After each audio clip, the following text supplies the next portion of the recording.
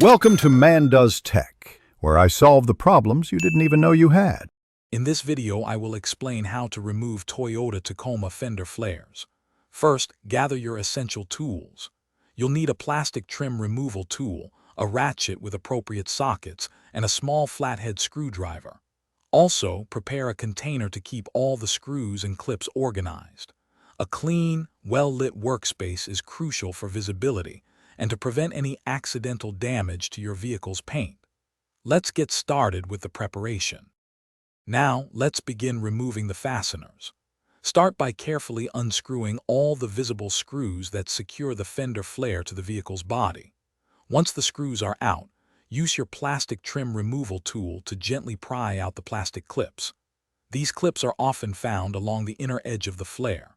Work slowly and methodically around the entire perimeter, ensuring you don't force anything to avoid damaging the clips or the vehicle's paint. With all the screws and clips removed, it's time to separate the fender flare from the vehicle. Gently pull the flare away from the body, starting from one end and working your way around. Be mindful of any remaining adhesive strips or hidden clips that might still be holding it in place. If you encounter resistance, double-check for any missed fasteners.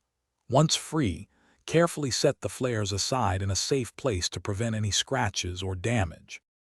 After successfully removing the fender flares, take a moment to inspect the vehicle's body.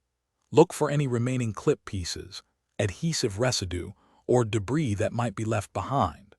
Thoroughly clean the area where the flares were attached, as this is crucial before any reinstallation or further modifications.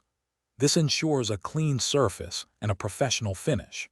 Remember to check the description for a link to the Echo Dot smart speaker and other great deals to enhance your space. Thanks for watching.